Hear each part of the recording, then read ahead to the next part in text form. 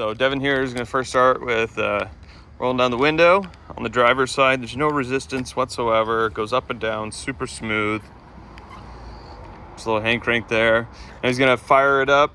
And then there's two releases on either side of the top. He's going to go ahead and release them. There's one on this side, one on that side.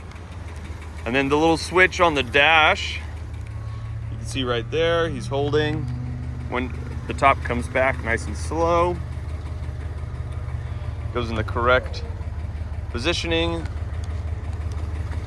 folds really nicely. Everything's really nice. All right, now we're gonna cycle the top the other way.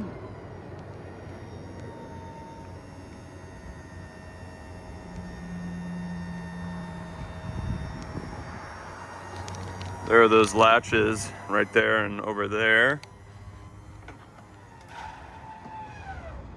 Goes right into place.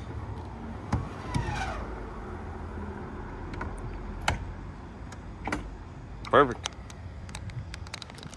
If you have any questions, leave a comment down below or use the contact seller button.